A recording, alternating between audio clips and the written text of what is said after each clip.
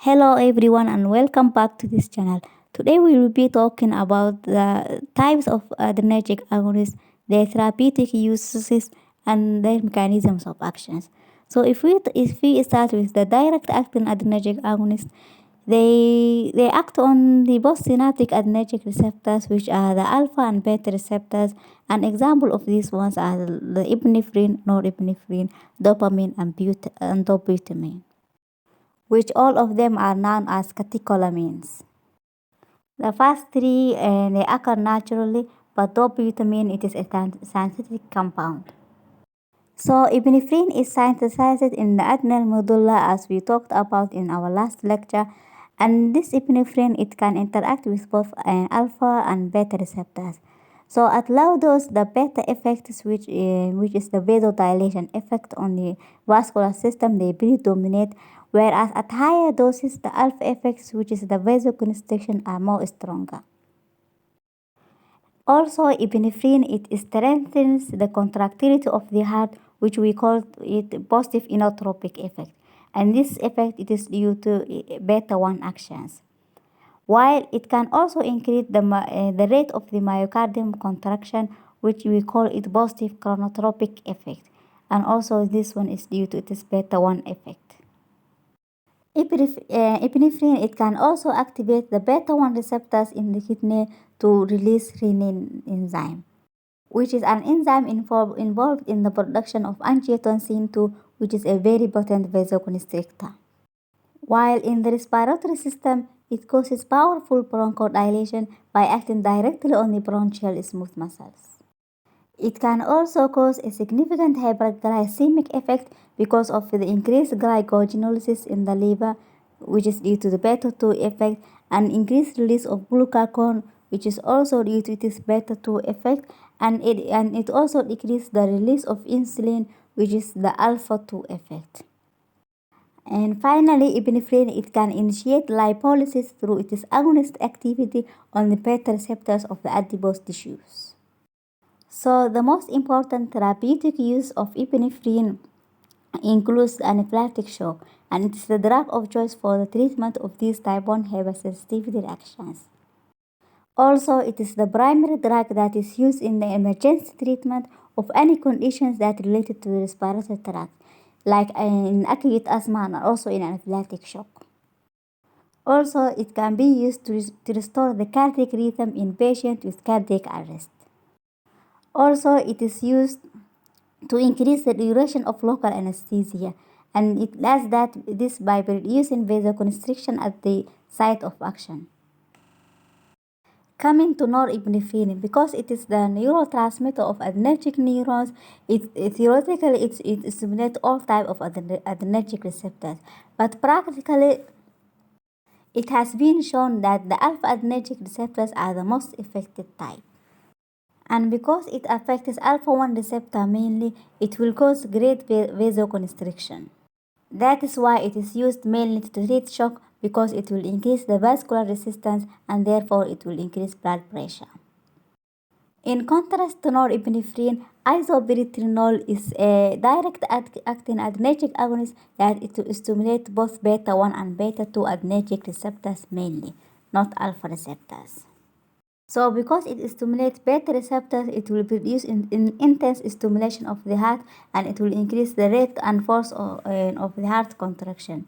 That will increase the cardiac output. So it is useful in the treatment of atrioventricular block or cardiac arrest. Coming to dopamine, which is the metabolic precursor of norepinephrine, it can activate both alpha and beta adrenergic receptors. At higher doses, it causes vasoconstriction by activating alpha 1 receptors, while at lower dose, it stimulates beta 1 cardiac receptors. That's why it raises blood pressure by stimulating the receptors that we have talked about, and it is also the drug of choice for cardiogenic and septic shock. And importantly, it is far superior to norepinephrine because it enhances the perfusion to the kidneys due to the dopamine receptors. There is also a drug called phenylephrine, which is an agonist of the peripheral dopamine D1 receptors, which also has a moderate affinity for alpha 2 receptors. This drug is used as a rapid-acting vasodilator to treat severe hypertension in hospitalized patients. Dopamine is a synthetic direct-acting catecholamine that is beta-1 receptor agonist. Because it is beta-1 receptor agonist, it will increase obviously the cardiac rate and output. That is why it is a drug of choice in acute congestive heart failure. Now we will pass to some drugs that are used more usual as locally. The first one is oxymetazoline. It is also a direct-acting synthetic adrenergic agonist that stimulates both alpha-1 and alpha-2 adrenergic receptors. And it is used locally in the eye or the nose as a vasoconstrictor, which is helps as a decongestant in ophthalmic drop to relieve the redness of the eyes, and also as nasal decongestant to to decrease the congestion of the nose. Also, there is phenylephrine, which binds mainly to alpha-1 receptors, and it is used topically on the nasal mucous membranes as a decongestant and also in ophthalmic solutions for mydriasis. Also, it is used to raise blood pressure and also to manage episode of supraventricular tachycardia.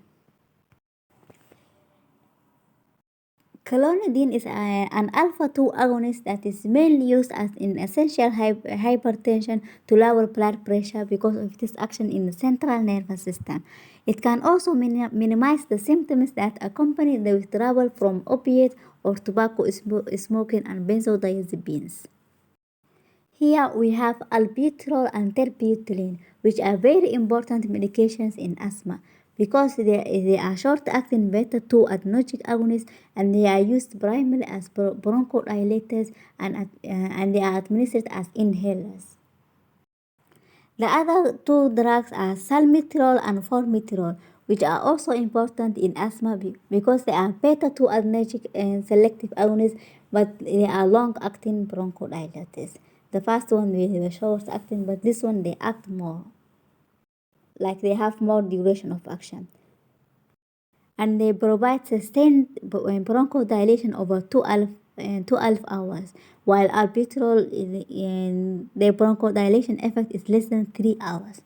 So these drugs, they are not recommended as monotherapy, but they are very highly effective when they are combined with a corticosteroid, and they are the agent of choice for treating nocturnal asthma. Now we have finished to talk about direct acting and adrenergic agonists. Now let us talk about the indirect acting ones. We have two important medications here.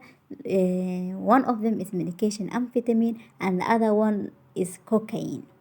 So amphetamine, it goes like it shows its effect by causing to norepinephrine release from presynaptic terminals. And this is amphetamine, because it has CNS stimulant effect. It is a very important drug that is used to treat hyperactivity in children.